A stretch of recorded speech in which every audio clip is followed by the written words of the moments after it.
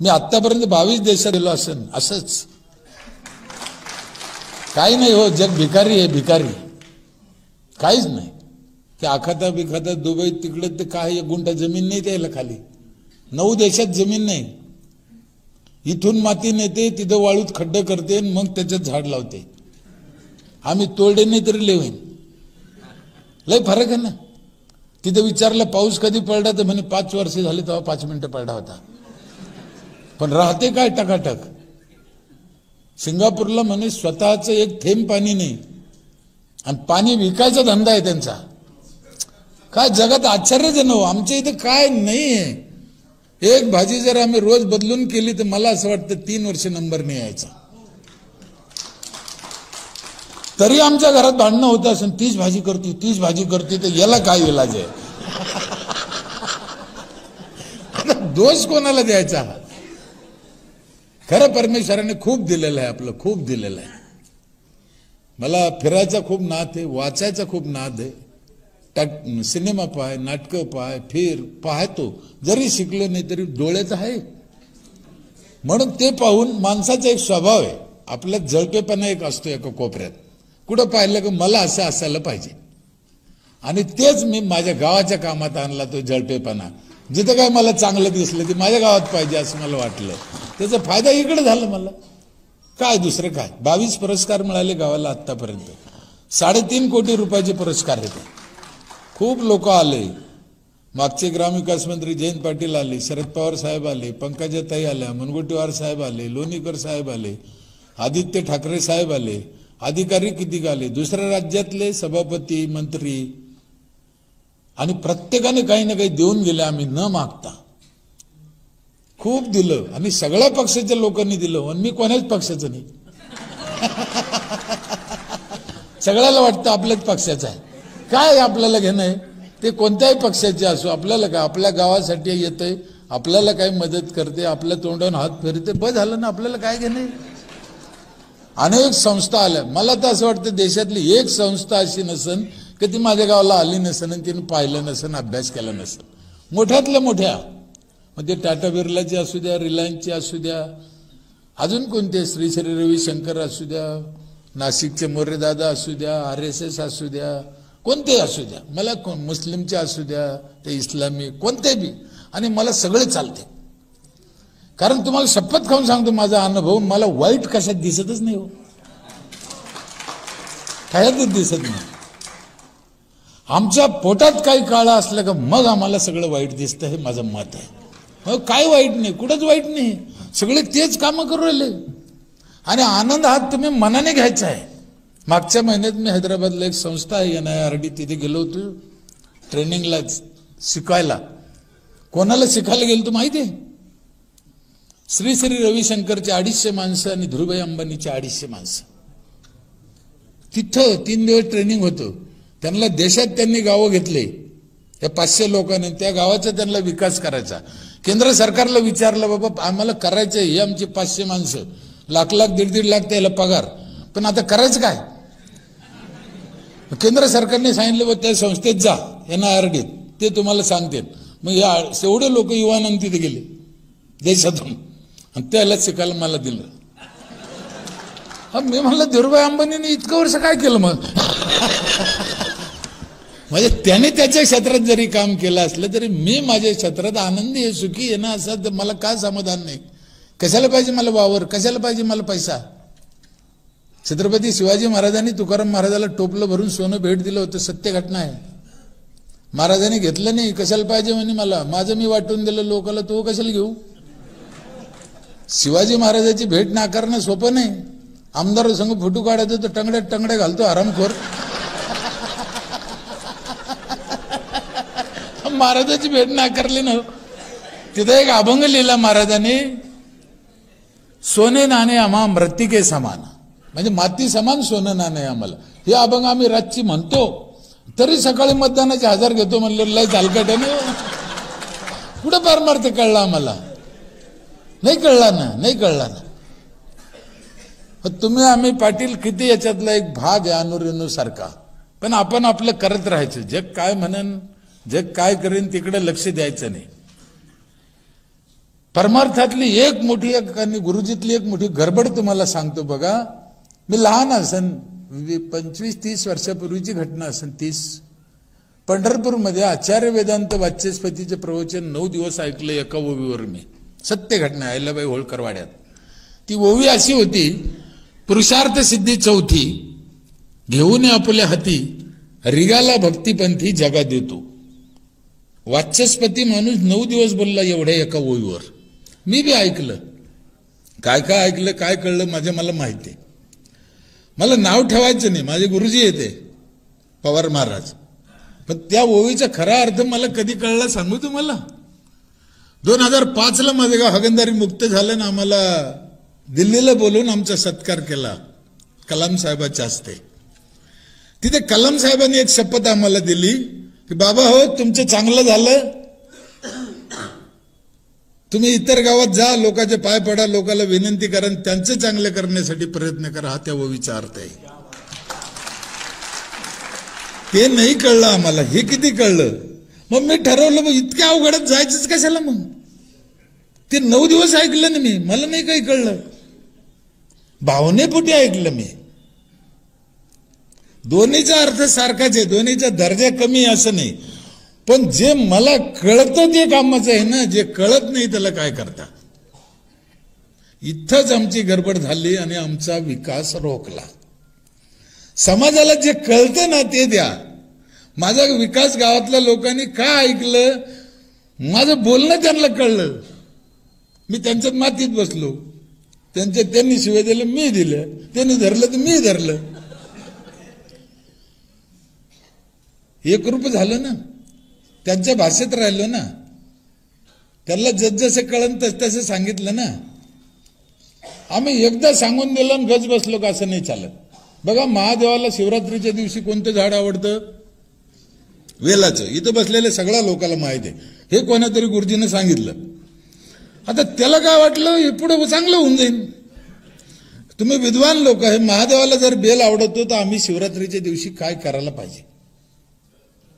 असलं कोणी तर मी इथं पाय धरीन त्याचे, बेल लावणाराचे नाही. आम्ही काय केलं माहिती आहे, एक अर्थ कुठं येतं पुरं वरवडून आणलं आणि त्याचे बोकंडी टाकून दिलं. तुला आवडत ते घे, लावीन कोण.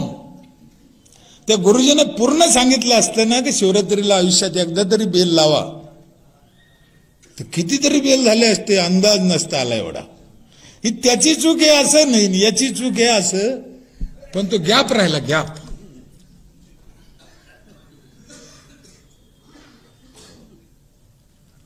माझी आई वारली 6 महिने झाले. ती राख मी पैठणला नाही नेली राखीला. गंगा जनरली काय करते, गंगाला नेते म्हणे. मी 5 खड्डे केले तिथंच. 5 खड्ड्यात थोडी थोडी टाकली, 5 झाडं लावून टाकली. मस्त लागलं आईचं. तुम्ही चांगला विचार करा. त्या राखीपैकी एक चमचाभर राख घेतली, तुमच्या आईची आहे, बापाची आहे, नवऱ्याची असन, एक गिलासभर पाण्यात टाकली तुम्हाला प्यायला दिली, तुम्ही पिन का? नवऱ्याची असली तर नाही, बापाची असली तरी. मग दुसऱ्याच्या पाण्यात कशी टाकता? नाही कळलं ना आम्हाला. किती साधी गोष्ट आहे. त्या दिवशी सांगणाऱ्यांना सांगितलं असं गंगेतनं, त्याची कारण वेगळे असू शकते, एकमेकाला नाव ठेवत बसायचं नाही. त्या दिवशी गंगा धो धो वाहत होती. आता वाहती का? तिचं डबकं झालं ना. आता नाही चालायचं ते. काळानं रूप बदला, JR बदला. नसन तुमच्या याच्यात तरी बदला. साहेबाकडे कोणा याचिका दाखल नाही केली म्हणे, तरी त्यांना कल्पना आली, त्यांना वाटलं की नाही चाललं, त्या 3ऱ्या लोकांसाठी स्मशानभूमी पाहिजे, त्यांना व्यवस्था पाहिजे. होऊ शकतं ना. काय मरमर आहे, काय परिस्थिती. आम्हाला वाटलं पाहिजे, आम्हीच पुढे होऊन करायचं नाही. का नाही करायचं? अनेक गोष्टी आहे, अनेक परंपरा आहे, विविधता आहे. नाव ठेवायचं नाही. आपल्याकडे नुसते नाव ठेवते. प्रत्येकात मजा आहे, प्रत्येकात आनंद आहे, प्रत्येक सण आहे, महिन्याला सण आहे, महिन्याला पुण्यतिथी आहे. त्याचा आनंद घ्या, त्याच्यापासून चांगलं करून घ्या ना. आम्ही नाव ठेवतो. ते व्हॉट्सअपचं काढलं होतं गणेशरावनं, काय काय रोज होते. एक काय येतं आपल्याकडे, ते ब्राह्मण समाजाला लई टार्गेट केलं जातं. त्याने आम्हाला लुटून खाल्लं, त्याने आम्हाला लुटून खाल्लं. काय लुटून खाल्लं मला कळतच नाही हो. कसं काय लुटून खाल्लं? तुम्ही घर बांधलं 15 लाखाचं, तुम्ही गेले गुरुजी मी त्या घरात राहायला कधी जाऊ? ते म्हणलं शुक्रवारी 4 वाजता जाईन, दी 200 रुपये. त्याचं काय चुकलं?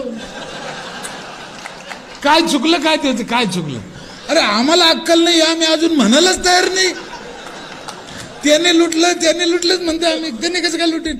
बरं ते कुठं आलं तुमच्या घरी का बाबा तू कधी जातो म्हणाला? आम्हीच जातो. म्हणजे आमचा कमकुवतपणा, आमचा मूर्खपणा दुसरं ढकलाचं ही रीत पडली आमच्याकडे. असं नाही होत. आणखीन ह्याच्या पुढची गंमत सांगू. आमचे गुरुजी बसलेले आहे. आता बकरी जर वाघाच्या पिंजऱ्यात गेली तो काय म्हणून मला महाशिवरात्र आहे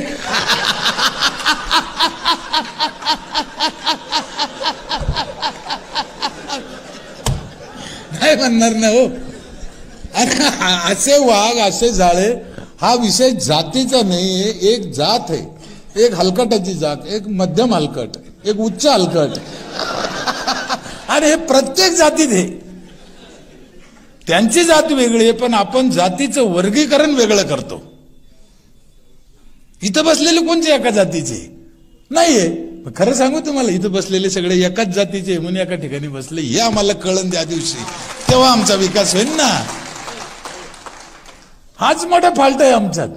वर्गीकरण वेगळं वेगळं करतो. चांगल्याची जात आहे ती चांगलीच राहणार आहे. एका बाजूनं वृद्धाश्रम खुलते, एका बाजूनं आई वडिलांचे अनेक वर्ष असे कार्यक्रम करते. ही एक जात आहे ना चांगल्याची. म्हणून आता तुम्हाला एकच विनंती करायची, तुमची आमची जी जात आहे ना, हे वझ तुमच्या आमच्यावरच आहे. आणि आपण दरवाजा लावून बसतो ते करतील म्हणतो, होणार नाही. तुम्हाला आम्हाला पुढे यावं लागणार आहे. तुम्हाला आम्हाला हे करावं लागणार आहे.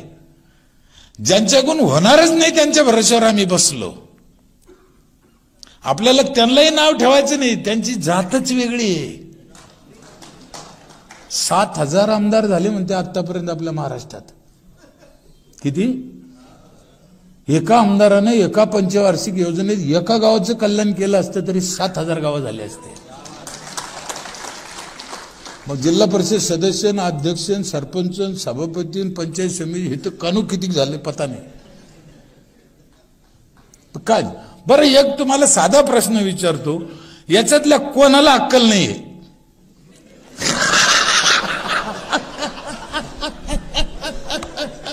आहे कोणी मूर्ख? ते मूर्ख नाही, आम्ही मूर्ख आहे का? आम्ही त्यांच्या भरोश्यावर बसलो. आम्हाला ज्ञानेश्वर महाराजांनी सांगितलेलं आहे ना, आपली आपण करा, सोडू नको. म्हणून आपण आपलं काम करायचं. आम्ही आमच्यासाठी करू. आमचं पाहून लोक लाजतेन करतील. काय करायचं आम्हाला? आमच्या दारात 4 झाडं लावायची आमच्यासाठी. एका माणसाला 4 झाडाचा ऑक्सिजन लागतो रोज, एका माणसाला. आम्हाला काय शिकवलं? या जगात माणूस जन्माला आला तर सगळ्यात आधी त्याला आईचं दूध लागतं. 100% खोटं आहे. सगळ्यात आधी त्याला ऑक्सिजन लागतो, तो झाडातून मिळतो. आई मेली तरी पोरग जगन, ऑक्सिजन नाही मिळालं तर जगणार नाही. आय मरा असं आपलं म्हणणं नाही. झाड महत्वाचं आहे. हरामखोरांना 4 झाडं आयुष्यात ते कधी लावले नाही, पण जाताना 4 क्विंटल घेऊन जातो.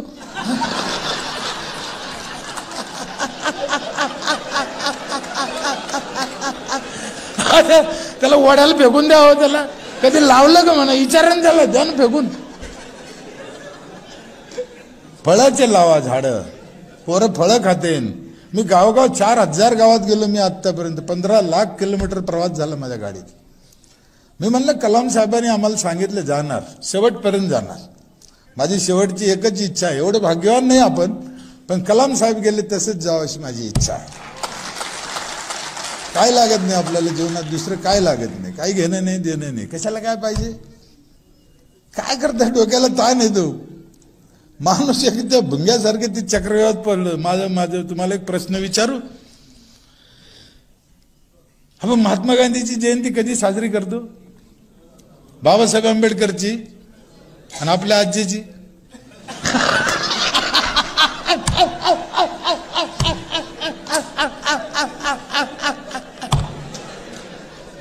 काय गंमत झाली बा. आज्यानं वाडा ठेवला, आज्यानं वावर ठेवला, आज्यानं लग्न केलं आमचं. आजा आमच्या ध्यानात नाही, ते आमच्या ध्यानात आहे. याचं कारण असं आहे, ते लोक समाजासाठी जगले म्हणून समाजाच्या आठवणीत राहिले. आमचा आजा वाट्याच्या पुढे जाऊ दगड ठोठो मेला. कधी नगरपालिकेची पट्टी भरली नाही, कधी कोणाला सोयीनं बोलला नाही. याला कोण ध्यानात ठेवीन? मग आता आम्ही असा विचार करायचा आहे का आम्ही कोणासारखं जगायचं? आम्ही इथे जन्माला आलो कशासाठी? आमचं नेमकं काय काम आहे? येताना काही आणलं नाही, जाताना काही न्यायचं नाही, कोणालाच नाही, सगळ्याला माहिती आहे. मग कशासाठी आलो इथं? मग आम्हाला साने गुरुजींनी सांगितले, खरा तो एकची धर्म जगाला प्रेम अर्पावी, जगी जे ही नातपत दलित तया जावोनी उठवा. आम्ही म्हणतो, करत नाही हो, करत नाही. काय लागत नाही हो. आमच्या गाडगेबाबाचं पोरगं वारलं, निरोप आला, त्यांना एका गावात कीर्तन करीत होते. आता वारलंच म्हणे, मी आलो कुठं जिंद करीन त्याला, घ्या मदत करू. कलाम साहेबाच्या घरी गेलो मी रामेश्वरला. नंतर त्यांच्या भावाला भेटलो, अजून मंजुरी करते. काय उदाहरण काय पाहिजे मला? कलाम साहेब जास्त का भावले? मागचे तिन्ही जे नावं घेतले मी, तुकाराम महाराज, गाडगेबाबा, तुकडी, मी पाहिले नाही. आपले अनेक संत राष्ट्रपुरुष आपल्या देशात, शिवाजी महाराज, बाबासाहेब आंबेडकर, सावित्रीबाई, पण आपण नाही पाहिले. मी पाहिले, कलाम साहेब पाहिले, स्वतः कळले. ते काय पाहिजे? लग्न नाही केलं आपल्यासाठी. आम्हाला त्यांच्या धर्मातल्या 2-2 बायका दिसतात, 4-4 पोरं दिसते, पण कलाम साहेब बिगर लग्नाचे राहिले हे काऊन दिसत नाही आम्हाला? काय पाहायचं जे ठरवायचंय ना. मी 4 पोरं 2 बायकाचं समर्थन करतो असं नाही, पण आम्हाला चांगलं दिसलं पाहिजे. वाईटावर का नजर जाते आमची?